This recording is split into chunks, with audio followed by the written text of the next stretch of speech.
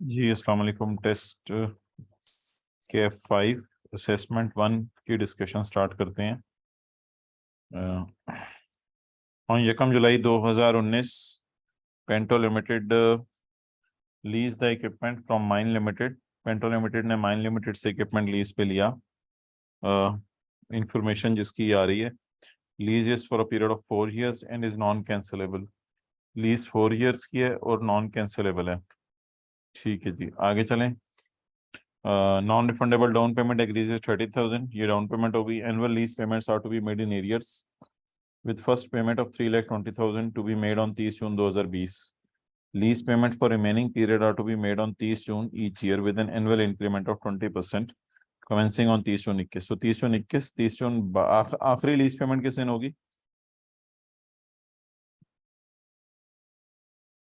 जी good, 30 जून 2023 आखिरी lease payment 30 जून 2023 को होगी।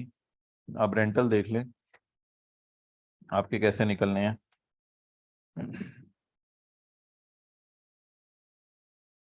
ये आपका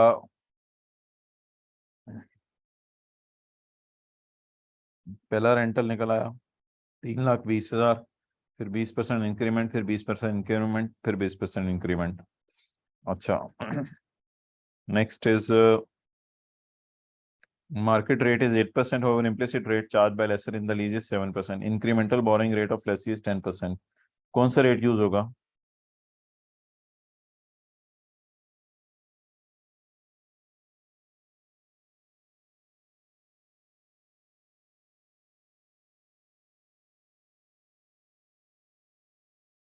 सेवन परसेंट, जी बिल्कुल 7% यूज होगा। बिकॉज सवाल में कहीं ऐसा नहीं लिखा हुआ कि लेसी को लेसर का रेट पता नहीं। अगर सवाल में लिखा होता लेसी को लेसर का रेट पता नहीं फिर और बात होती।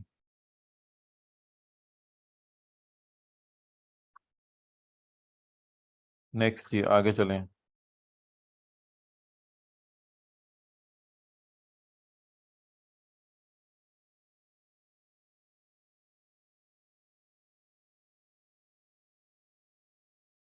Laser has provided lessee with lease incentive of 5,000। Lease incentive कहाँ से माइनस होगा, जल्दी बताएं। लीज इंसेंटिव कहाँ से माइनस होगा? डाउन पेमेंट से नेट हो जाएगा। ठीक है, फर्स्ट पेमेंट से अब करने की जरूरत नहीं, लीज इंसेंटिव लीज के शुरू में मिल जाता है। तो फर्स्ट रेंटल से नेट नहीं करेंगे, हम डाउन पेमेंट से नेट करेंगे। डाउन पेमेंट 30,000 आ रही है तो उससे हम कर देंगे। क्लियर, आगे चलें।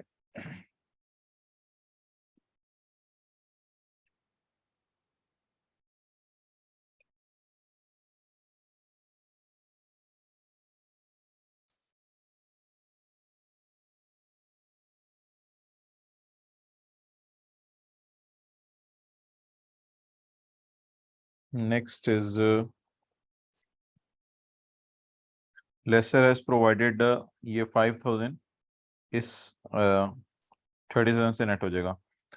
Lessor has provide lessee with lease incentive of 5,000। M I M E कौन है?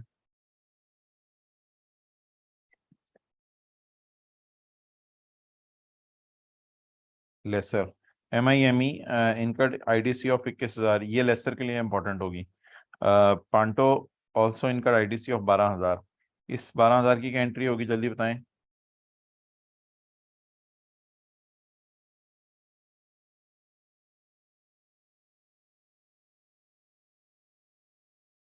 जल्दी बताएं, कोई भी नहीं बता रहा। इस 12,000 की क्या एंट्री होगी?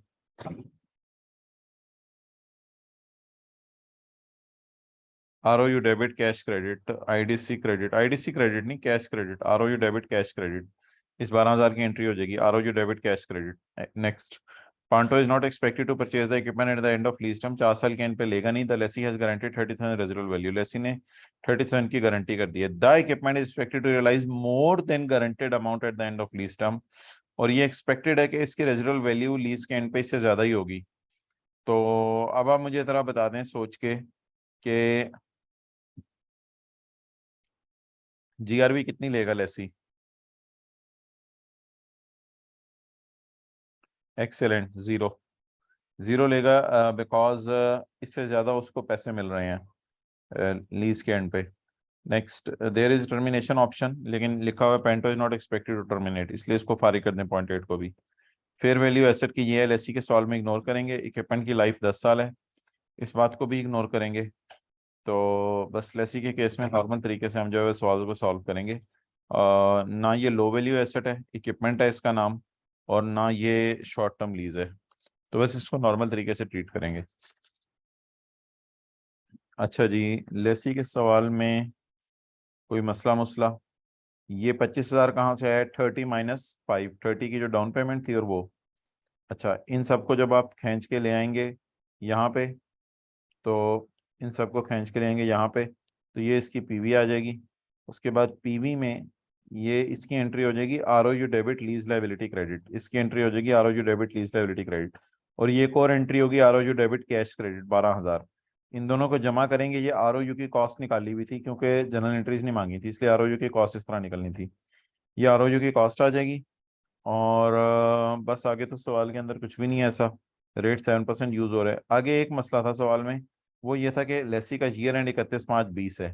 तो मेरे भाई, जब लेसी का ईयर एंड 31 मार्च 20 होगा, तो ऐसी सूरत के अंदर जो है वो हमारा 1 जुलाई 19 को जो है वो लीज शुरू हो रही है, तो 1 जुलाई 19 से 30 जून 20 का इंटरेस्ट कैलकुलेट होगा, लेकिन उसको हम क्या करेंगे, उसको एंड पे 9/12 कर देंगे। इसलिए जो इंटरेस्ट कैलकुलेट हुआ है, लेसी का ईयर एंड 31 मार्च है, और ये जो इंटरेस्ट कैलकुलेट हुआ है जुलाई 19 से जून 20 तक का है, तो 31 मार्च तक का हमने निकालना है। इसलिए इस इंटरेस्ट को पकड़ के, ये जो नजर आ रहा है 1,00,273, इसको 9/12 करेंगे जी। गुड, इसको 9/12 करेंगे। तो यहाँ तक कितने लोगों की सारी फिगर्स ठीक थी?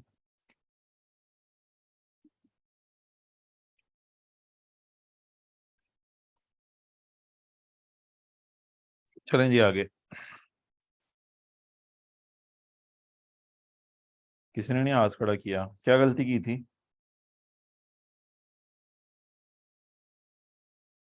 लीज इंसेंटिव को फर्स्ट पेमेंट से नेट कर दिया था। नहीं, लीज इंसेंटिव बिल्कुल शुरू में होता है, इसलिए डाउन पेमेंट से करेंगे। आरओयू में आईडीसी ऐड नहीं किया। देखें, अगर जनरल एंट्रीज कर रहे हो तो आरओयू डेबिट लीज लाइबिलिटी क्रेडिट और आरओयू डेबिट और कैश क्रेडिट, तो फिर आरओयू में तो डेबिट होना चाहिए ना, डाउन पेमेंट की बजाय। अच्छा, लास्ट पे आईडीसी भूल गई थी। अच्छा, नेक्स्ट जी। अ, अगला जी क्या है?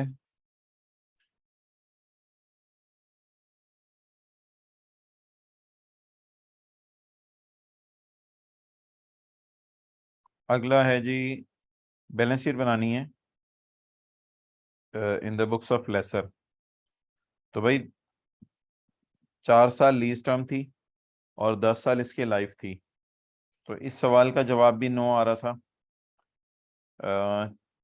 और 4 साल के एंड पे ओनरशिप ट्रांसफर नहीं होनी, और 4 साल के एंड के ऊपर जो है वो परचेज प्राइस की ऑप्शन भी अवेलेबल नहीं है कि फेयर वैल्यू से कम ले लें। और जब रेंटल्स को आप जमा करेंगे, तो ये जो इनकी पीवीसी अभी थोड़ी देर पहले हमने निकाली थी, इसको फेयर वैल्यू से डिवाइड करेंगे, तो 90% से जवाब कम आएगा, और कोई ऐसा स्पेशल नेचर का भी नहीं है, तो इसके लिए लेसर के लिए ऑपरेटिंग लीज थी। अब ऑपरेटिंग लीज को सामने रखते हुए हम सवाल को पढ़ना शुरू करते हैं। डाउन पेमेंट 30,000 है, आईडीसी 5,000 है, तो लेसर को 30,000 आएगा डाउन पेमेंट की बाद में, लेकिन लेसर 5,000 को उसको इंसेंटिव देगा।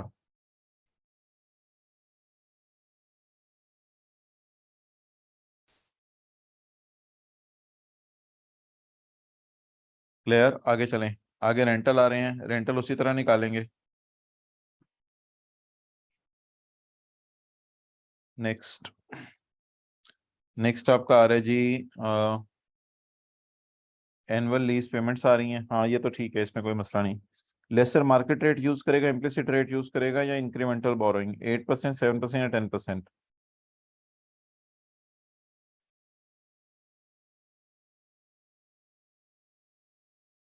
जी बिल्कुल, 7% यूज करेगा लेसर। लेकिन सवाल ये है कि ये रेट तो तब यूज होगा जिस वक्त लीज डिसाइड हो के फाइनेंस या ऑपरेटिंग है, तो जब ऑपरेटिंग डिसाइड हो गया है, तो फिर ये रेट यूज क्यों करना है? चलें, अब सॉरी लिख के भेजें, एस लिख के भेजें या ऑफ लिख के भेजें? जरूरत नहीं थी, यूज नहीं होगा, तो ये पहले लिखना था ना। अच्छा जी आगे, बस। तो चलें जी, माइम लिमिटेड इनका IDC of 21,000 in relation to this lease, Pento limited also इनका आईडीसी ऑफ 12,000। जी लेसर की आईडीसी का क्या करना है? एंट्री बताएं लेसर की आईडीसी की। बस कुछ भी नहीं करना, ऑपरेटर लिखे ना कोई एंट्री। ओ भाई कोई लिख दे एंट्री। लेसर की आईडीसी का क्या करना है? ये फाइंड करने के लिए जी, पीवी फाइंड करने के लिए साइन देख सकते हैं, हाँ जी भाई।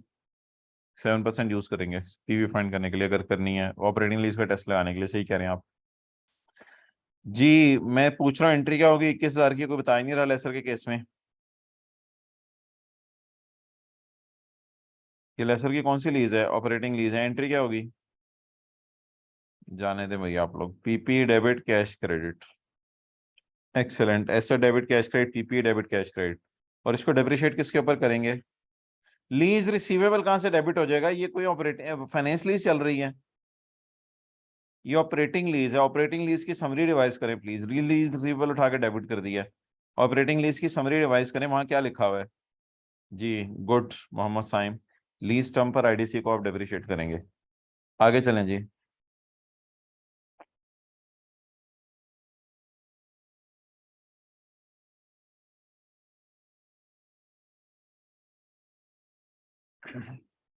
नेक्स्ट, लीज रिसीवेबल वाली बात समझ आ गई जिसने लीज रिसीवेबल वाली गलती की है?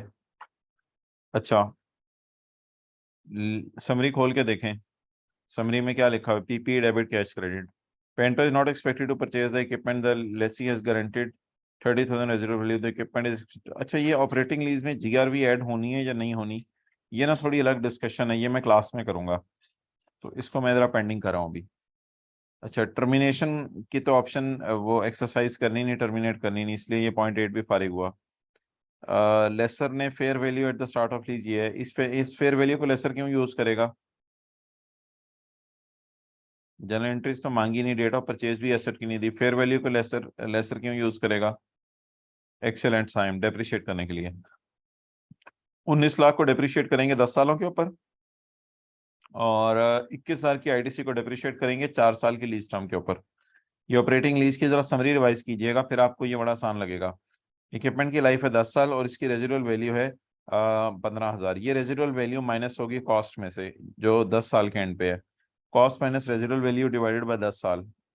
तो ये जी ऑपरेटिंग लीज का सवाल था लेसर का, और इसका ईयर एंड लकीली 30 जून 20 ही है। अब एक थोड़ा सा ये इशू था कि आया कमाया वाले चक्कर में पढ़ना था हमने, तो वो जरा देख लें, बैलेंस शीट में एक चीज आनी थी उस वजह से।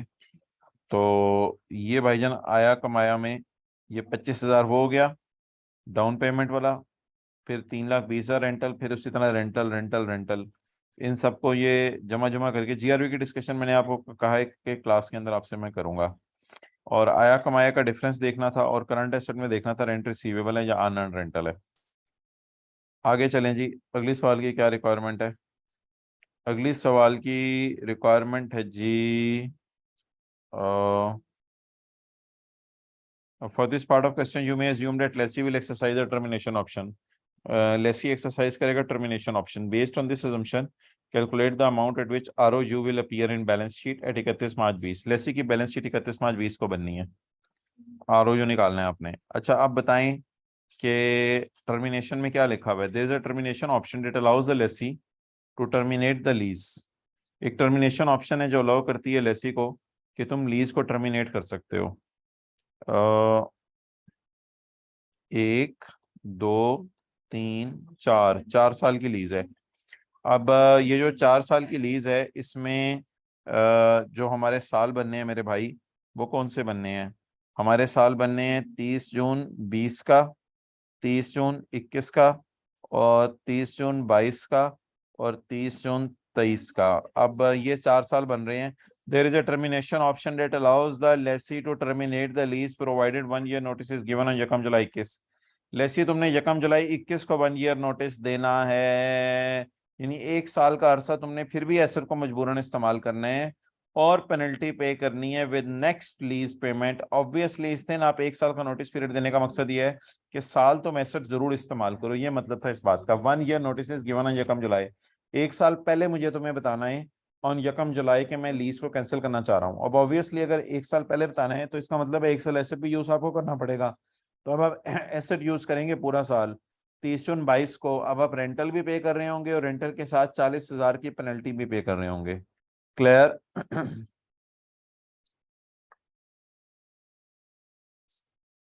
तो फिर कुछ ऐसे बनना था लेसी के केस में। 25,000 वही डाउन पेमेंट और वो हो गया। फिर उसके बाद जो है वो ये 3,20,000 वो हो गया पहला रेंटल, ये दूसरा रेंटल, ये तीसरा रेंटल, और तीसरे रेंटल में साथ आपने पेनल्टी पे करनी थी, इसको भी डिस्काउंट करना था। तो इन दोनों को जमा करके कितने लोगों ने डिस्काउंट किया था? 468 जमा 40,000। चलें, कोई नहीं बोल रहा, आगे चलते हैं। ठीक है साइम। तो अब ये कॉस्ट आ गई एसेट की ये, और आईडीसी फिर दोबारा ऐड करनी थी आईडीसी, क्योंकि अब हम एज्यूम करनी है लीज टर्मिनेट होगी। आईडीसी इधर कौन भूल गया था ऐड करना दोबारा? आरओयू की आरओयू डेबिट कैश क्रेडिट एंट्री है ना। चलें, कोई नहीं भूला था, एक स्टूडेंट ने हाथ खड़ा किया है। अच्छा, तो ये जी अब टोटल आ जाएगी और इसको बस आपने डेप्रिशिएट करना है। अच्छा ठीक है। अब लाइफ आपने 3 साल लेनी है। अब लाइफ 3 साल क्यों लेनी है? क्योंकि लीज क्या हो जानी है? टर्मिनेट कब? 3 साल के एंड पे।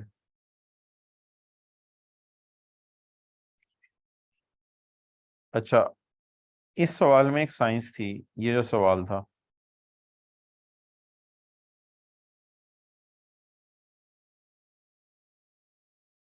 इस सवाल में क्या साइंस थी? Farmer owned a dairy herd at 31 December 18। The herds are 2,10,000 cows, all purchased on or before यकम जनवरी 18। 75,000 heifers,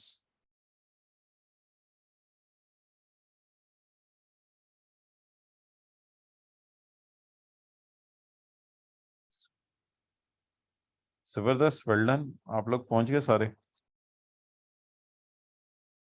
नहीं, इतना रिवर्स भी कोई, बस सिंपल सा ना सवाल को जरा आसान कर लेना था। Farmer owned a dairy herd at 31 December 2018। The herds are 2,10,000 cows। अब इसमें लिखा हुआ है at 31 December 2018। The herds are 3 years old. ये साल के एंड पे 3 साल की थी। ये सारी खरीद के रखी हुई है हमने ऑन और बिफोर यकम जनवरी 18। यानी हमारे साल के शुरू में कुछ खरीदी थी, कुछ हमारे साल से पहले की खरीदी हुई है, लेकिन ये सारी साल के एंड पे 3 साल की हो गई हुई हैं। अब इनमें से कुछ ओपनिंग पड़ी हुई है, कुछ परचेज हैं। हमें इससे फर्क नहीं पड़ता कि ये ओपनिंग है या परचेज हैं। हमें बस ये देखना है मोहतरम कि ये जो आपकी काउज हैं, सॉरी, ये जो आपकी काउज हैं, ये काउज हमारे साल के शुरू में कितने साल की हैं? एक्सेलेंट, साल के शुरू में 2 साल की थी। बस ये करना था। तो जब हमने सवाल शुरू करना था तो हमें पता होना चाहिए था 2,10,000 काउस मेरे पास ओपनिंग पड़ी हुई है। हाँ, उसने लिखा हुआ है परचेज ऑन और बिफोर यकम जनवरी 18।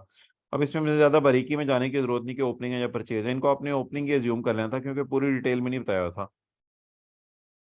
तो 2,10,000 ओपनिंग काउस हैं 2 साल वाली, ये हमने सोचना था ऐसे। और 75,000 हिफरीज हैं जो 1.5 साल की हैं एट 31 दिसंबर 18, 1.5 साल की हैं, जो कि मैंने परचेज की थी हमारे साल के मिड में। अगर एक चीज मैंने परचेज की हो अपने साल के मिड में और हमारे साल के एंड पर ये 1.5 साल की हो गई हो, मुझे सवाल तो पूरा कर लेने दें, हमारे साल के एंड पर ये 1.5 साल की हो गई हो, तो जिस दिन परचेज की थी उस दिन कितने साल की थी? जी गुड, 1 साल की। तो ये जो परचेजेस थी ना, इनकी आपने डेट लेनी थी यकम जुलाई 2018, और इनकी जो उम्र लेनी थी वो लेनी थी 1 ईयर। अब आगे आपने उसी तरह देखना था जिस तरह क्लास के अंदर बताया था।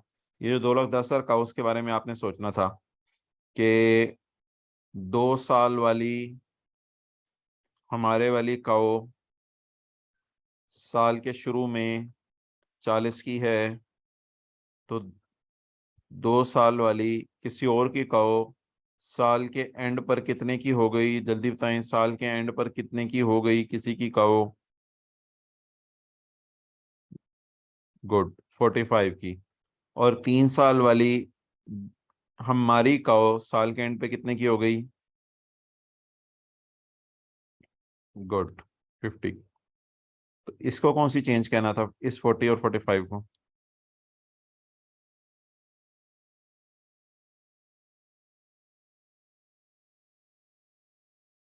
Price change, good. और इसको फिजिकल चेंज। तो ये था जी, इसी तरह ही फिर इसको देख लेना था। ये ना किताब में से क्वेश्चन लिया था, किताब में देख लीजिएगा, मेरे ख्याल से प्रैक्टिस का क्वेश्चन 10 था, कौन सा था? एमसीक्यूज देख लें इनके सोल्यूशन, कोई मसला? पहले का ए बी डी था, दूसरे का बी था, और तीसरे का ए सी डी था। तीनों किसके सही हैं?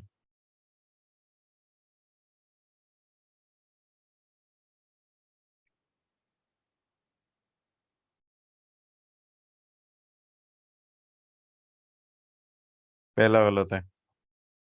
चलो फिर डिस्कस करें, अगर गलत है पहला तो। पहले में क्या गलती की है? Which of the following would not be included in initial measurement of lease liability?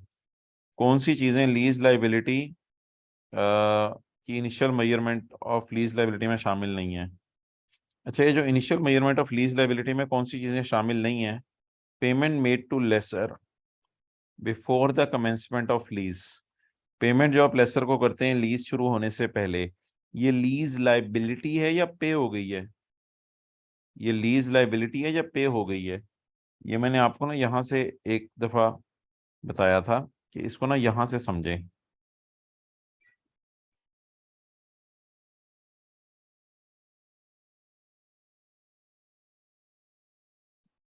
The cost of right of use में amount of initial measurement of lease liability. अब लीज लाइबिलिटी में वो चीजें आती हैं जो मैंने आपको बताया था, जिनकी हम पीवी वगैरह लेते हैं, लेकिन अगर कोई lease payment before commencement date होगी है तो वो लाइबिलिटी तो नहीं है, वो तो कैश क्रेडिट हो गया उसका। ओके,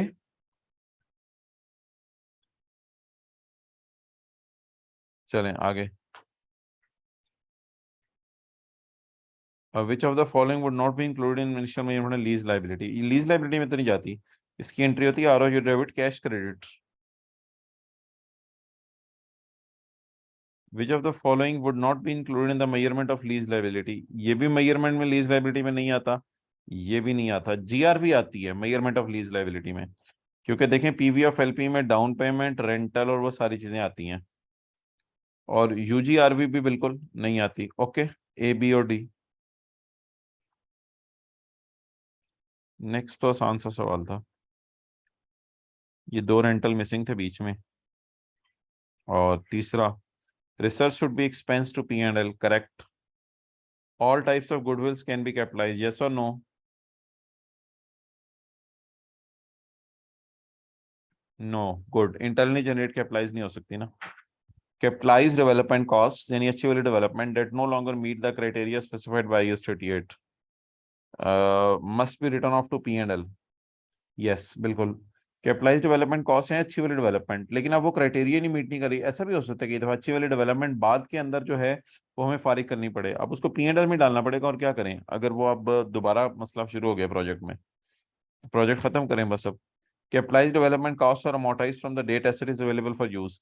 जो चीजें कैपिटलाइज कर दी जाती हैं उनको तब से अमोर्टाइज किया जाता है जब से अवेलेबल फॉर यूज हो। ऐसा ही है। Research written off can be recapitalised, जब एसेट फेजिबल हो जाए तो पुराने रिसर्च को कैपिटलाइज कर सकते हैं। नो।